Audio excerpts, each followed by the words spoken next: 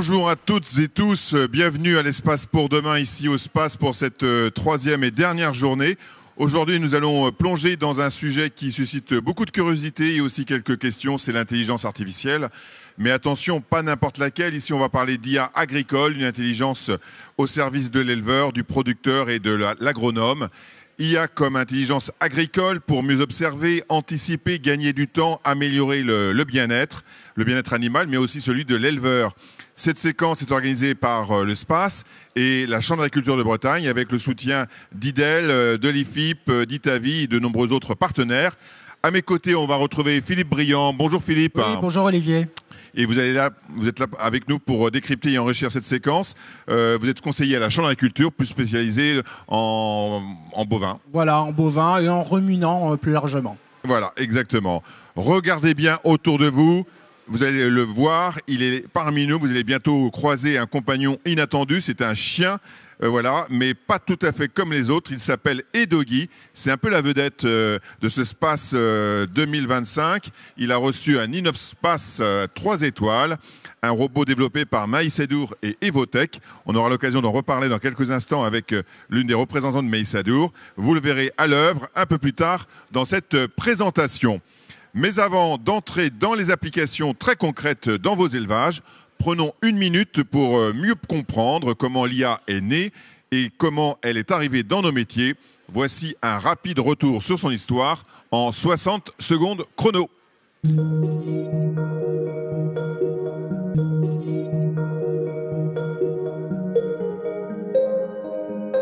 Intelligence artificielle ou IA, c'est l'ensemble des techniques développant des programmes informatiques complexes, capables de simuler certains traits de l'intelligence humaine. Alan Turing, mathématicien et cryptologue britannique, considéré comme le pionnier de l'IA. La conférence de Dartmouth considérée comme l'acte de naissance de l'intelligence artificielle en tant que domaine de recherche autonome. Deep Blue est un supercalculateur d'IBM. Il possède une base de données capable de calculer 100 millions de coups par seconde. Il bat Kasparov, champion du monde en titre. Les avancées technologiques dont le développement des capacités de calcul et la masse des données disponibles rendent possible l'IA moderne. Et parmi les branches de l'IA, la plus importante notamment dans le milieu agricole est celle du machine learning, que l'on peut traduire par apprentissage automatique.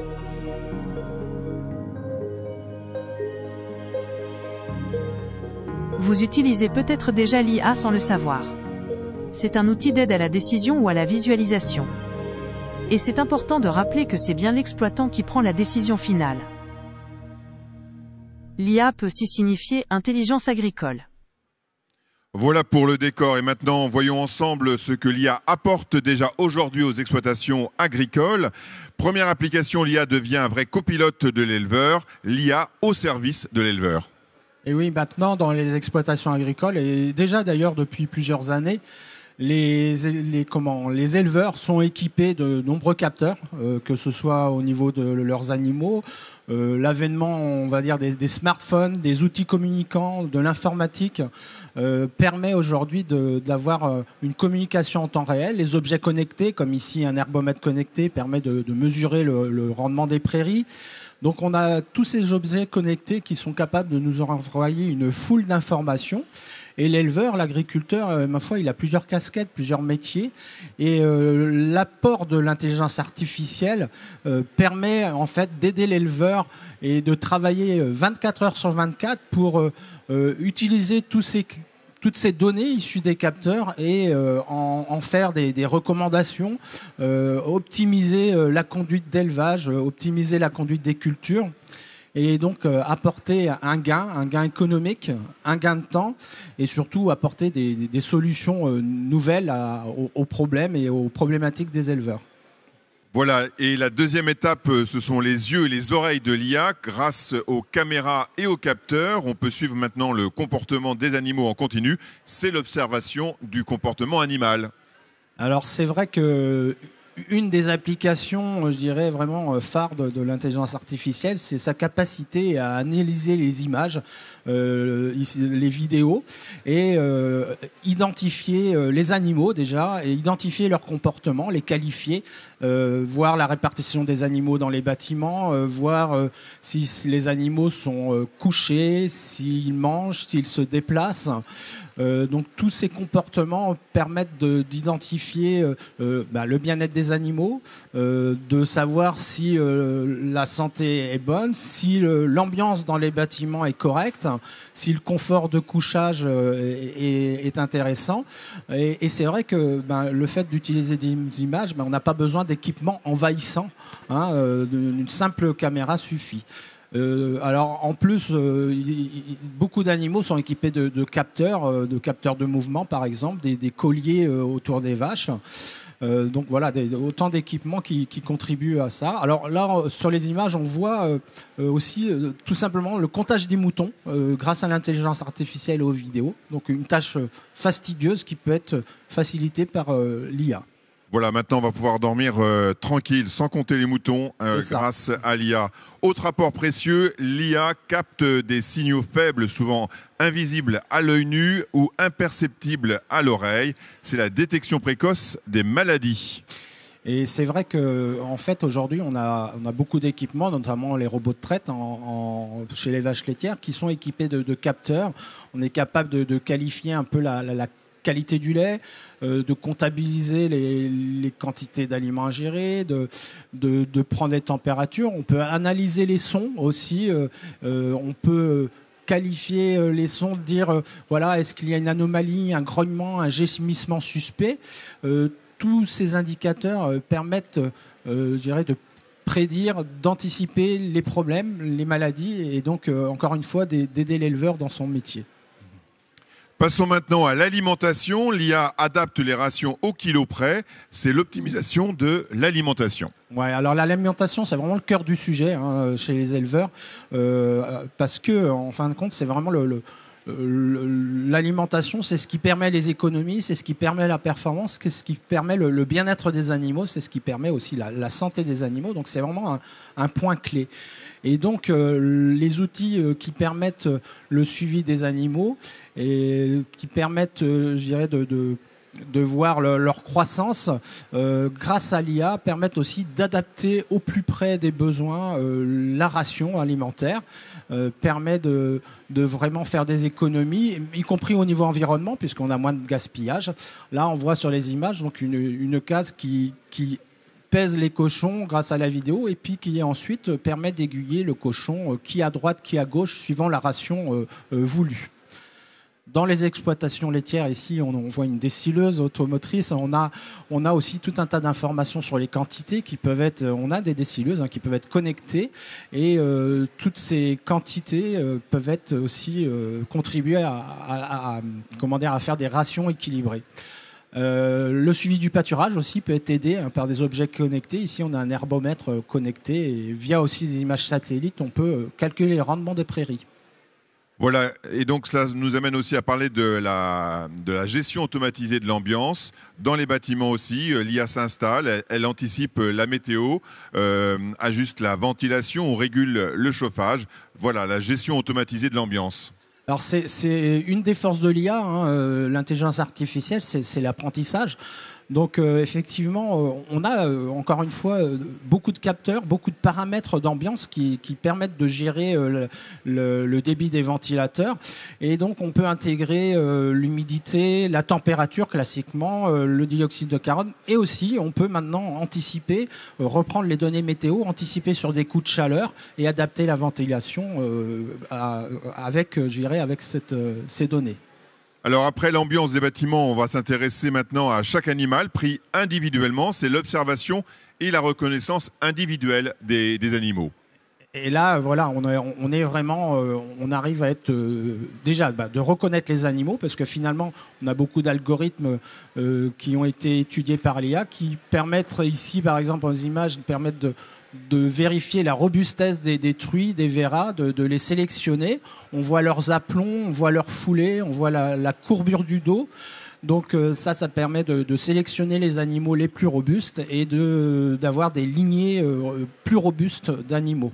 Donc là, on est vraiment dans le phénotypage numérique et l'IA permet d'augmenter ses performances. Sur la reconnaissance individuelle encore, sans équipement encombrant, sans collier, sans capteur spécifique, grâce simplement à une caméra. Et alors sur les animaux tachés, alors c'est un peu la condition, on est capable d'identifier individuellement des vaches, par exemple. Et on en arrive à une des difficultés parfois que peut rencontrer l'éleveur, c'est l'automatisation, en tout cas c'est la pesée des animaux. Et grâce maintenant à l'IA, on peut automatiser réellement cette fonction, ce travail, et cela permet ainsi de soulager l'éleveur d'une tâche importante et essentielle. Alors, c'est vrai que la pesée des animaux, ça permet de suivre leur croissance, ça permet de les trier. Là, dans les images, on voit la pesée optique des porcs. Alors, cette pesée permet de sélectionner les porcs vraiment qui rentrent dans la gamme voulue. Et ça, c'est un gain économique parce qu'en fait, plus on va être proche de la gamme, de l'objectif de la gamme, mieux on sera rémunéré. Dans le domaine des bovins viande notamment, on a ici un porc-tique qui fait des images en 3 dimensions. Et grâce à l'apport de l'intelligence artificielle, on est capable de faire du pointage, ce qu'on appelle du pointage, donc ce qui est un métier quand même compliqué, et là on peut le faire de manière répétée et fiable, proche des meilleurs pointeurs de la race. Voilà, on en arrive aussi à un aspect important, c'est l'amélioration des conditions de travail. L'IA, ce n'est pas seulement pour les animaux, ça facilite aussi le quotidien de l'éleveur. Voilà, on l'a vu tout à l'heure dans les images, le comptage des moutons, qui paraît une tâche, je dirais, basique, mais en fait c'est très fastidieux. Et là, on voit sur la filière œufs la possibilité de trier les œufs. Donc on peut écarter les œufs fissurés, les œufs qui fuitent ou simplement les œufs plus petits de manière efficace grâce aux images et grâce à la puissance de l'intelligence artificielle. On en arrive à maintenant parler des cultures. On va sortir un instant des bâtiments pour aller dans les champs. Et là aussi, l'IA s'applique aux cultures avec drones, satellites, pulvérisation localisée. Oui. Alors c'est vrai que grâce à des services liés à l'imagerie satellitaire, notamment on a un service Chambre d'agriculture qui s'appelle Messatimage, on est capable aujourd'hui de cartographier précisément des parcelles, d'avoir des cartes de rendement. Et ces cartes de rendement permettent en fait de piloter finement la fertilisation. L'intérêt, évidemment, c'est d'apporter la juste dose d'engrais là où il y en a des besoins, sans surdose, sans excès. À la fois, c'est un avantage écologique et économique. Plus loin, sur d'autres domaines, on a la station de Kerguéhennec en Bretagne, la station Chambre d'agriculture, qui travaille, sur les traitements. Alors, si aujourd'hui on essaye de privilégier le désherbage mécanique, par exemple, on a besoin encore de produits de désherbants. Et là, l'enjeu, c'est d'en utiliser la plus petite dose possible. Donc, on est capable aujourd'hui de cartographier des parcelles, d'identifier avec une précision quand même qui est de l'ordre du millimètre, d'identifier les mauvaises herbes. Et cette cartographie-là étant faite, on est capable de faire une carte en fait de préconisation qu'on va introduire dans la machine informatique du pulvérisateur. Et le pulvérisateur, buse à buse, va être capable de traiter sur les points où on a identifié des mauvaises herbes. Donc là, on le voit à l'image, là c'est très visuel. Voilà, on est vraiment sur de la microdose de produits.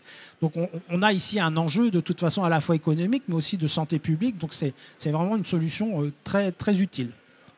Alors maintenant, si on met bout à bout tous ces éléments, à quoi ressemblera l'exploitation de demain? On en voit quelques images et on n'en est qu'au début. Une ferme connectée, durable, mais toujours pilotée par l'humain.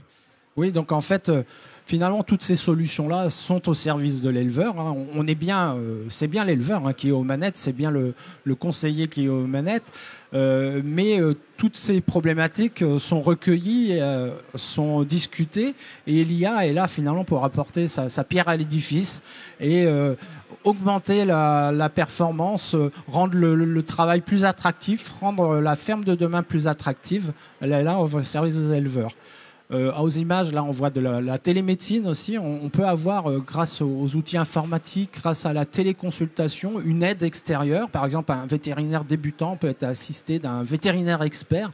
On a vraiment toute la puissance des objets connectés, toute la puissance de l'intelligence artificielle qui vient finalement aujourd'hui déjà construire la ferme de demain. Très bien, Philippe. On vous retrouve dans quelques instants. Vous allez vous rendre sur le pôle matériel pour nous présenter quelques outils, équipements que vous avez sélectionnés, qui vous apparaissent importants ou intéressants en tout cas à mettre en avant au sujet de la thématique de cette année, l'IA, l'intelligence artificielle. Et nous accueillons ici sur le plateau Edogi, le chien robot dédié à la filière volaille. Vous allez voir donc ça, une démonstration avec Laetitia du groupe Maïsadour. Bonjour Laetitia. Bonjour. Voilà, vous êtes au 3e jour du SPACE. C'est ça. 3e jour avec une belle consécration puisque vous avez eu un InnovSpace avec cette belle collaboration avec la société Evotech et le groupe Maïsadour pour réaliser cette collaboration avec Edogi qui a pour but donc de faire en sorte que les volailles rentrent le soir. C'est ça.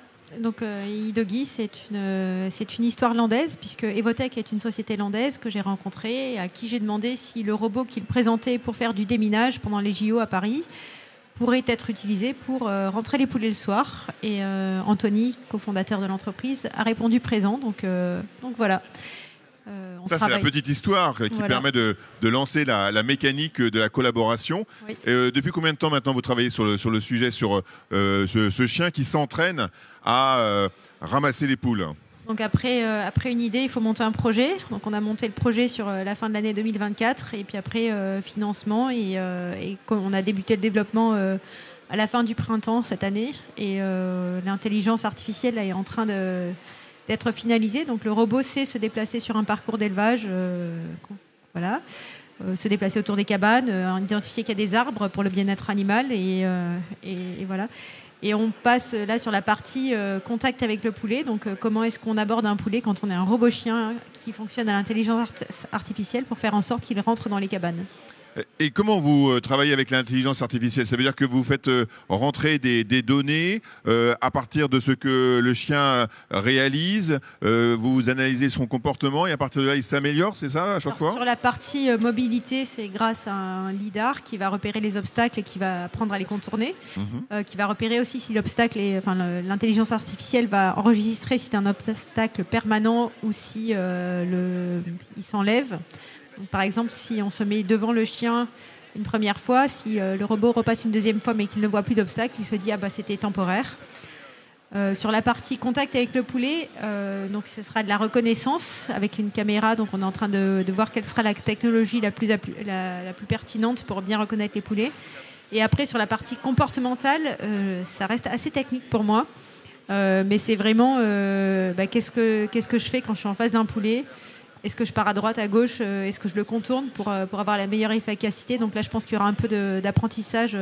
L'humain va probablement devoir donner quelques tactiques. D'accord. Donc là, on est encore à la phase expérimentation. Beaucoup d'investissements de la part du groupe pour lancer cette mécanique et mettre en place ce projet. Vous avez des soutiens également, peut-être? Alors, on est soutenu par le projet en lui-même est soutenu par la région Nouvelle-Aquitaine qui finance le développement de l'intelligence artificielle en finançant Evotech. Et Maïsadour est deuxième partenaire sur le financement de ce projet. D'accord. Et donc commercialisation en 2026. C'est ça. Ouais. D'accord. Avec un projet qui peut être soutenable pour les éleveurs. Vous avez estimé à peu près, je crois, 10 000 euros, c'est ça à peu près la vente? On s'engage à ce soit moins 10 000 euros et après on espère que ce sera moins. Évidemment, s'il y a des commandes, on pourra faire baisser le prix parce qu'il y aura un effet de masse. Bien sûr. Mais on a déjà des éleveurs qui ont calculé que ça pouvait être rentable de se libérer du temps 1h30, 2 heures par soirée. Voilà, pour une tâche qui n'est pas la plus pertinente, la plus c'est une tâche qui est indispensable, voilà. Puisque si on veut retrouver ses poules le lendemain matin, il vaut mieux les enfermer. Par contre, c'est une tâche qui est très contraignante puisque ça se passe au moment du coucher du soleil. Donc l'été, c'est souvent le moment où on est à table, où on profite de la soirée avec les copains, la famille, et donc voilà, c'est une vraie contrainte, et notamment pour les jeunes générations. Je pense que c'est encore plus compliqué d'accepter ça dans un moment où on recherche de la flexibilité sur son temps de travail, sur son organisation. Voilà, rendre un secteur d'activité comme la filière avicole plus attractive. On vous remercie Laetitia ainsi que Laurent hein, qui était à nos côtés pour représenter le groupe Maïsadour et la société Evotech avec ce chien Edogi. Merci à vous Laetitia et on va retrouver tout de suite Philippe qui se trouve sur le pôle expo avec d'autres matériels à nous présenter. Qu'est-ce que vous nous proposez Philippe? Alors là on est sur le portique Phéno 3D. Donc c'est un portique équipé d'une dizaine de caméras, finalement des caméras grand public hein, qui font de la vidéo 3D et ce portique est capable de peser les animaux, de les pointer, de leur donner une note. Donc tout ça facilement, sans contention compliquée. Et là, pour la première fois exposé ici, c'est un portique qu'on peut replier, qu'on peut ranger dans le coffre d'une voiture. Bon, c'est une fourgonnette, on va dire, mais quelque chose vraiment de très pratique pour notamment les métiers du conseil, les métiers de bovin croissance et les métiers de la sélection génétique. Très bien. On poursuit avec un autre matériel que vous souhaitiez nous mettre en avant, toujours pour la filière des ruminants. Alors là, on va aller sur un matériel qui n'est pas forcément spécifique aux ruminants, qui est en fait une caméra de surveillance. Donc cette caméra de surveillance, en fait, elle a la capacité, grâce aux algorithmes, grâce à l'IA, de détecter la présence humaine. Donc d'éviter finalement les fausses alertes, d'être vraiment spécifique sur les intrusions. D'accord, donc ça, présence humaine, les intrusions avec DetecVel. Voilà. Autre matériel. Alors là, je vais me diriger vers un autre domaine, donc la télémédecine. Donc la télémédecine, c'est donc quelque chose qui permet à distance de solliciter les conseils d'un vétérinaire expert. Alors c'est plutôt aujourd'hui fait par exemple pour les vétérinaires débutants, donc en s'équipant d'un casque. On a un retour vidéo là au niveau de mon œil, donc je peux visualiser par exemple un animal et communiquer avec un vétérinaire à distance.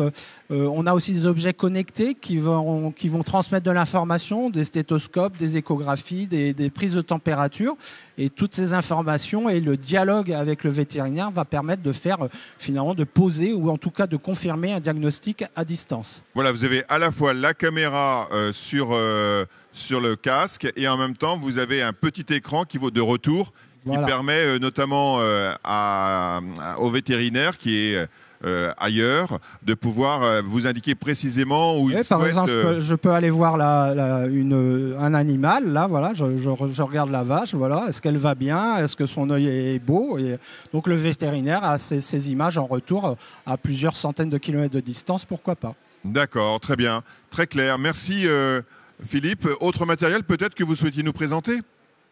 Alors, un dernier outil ? Oui, dernier.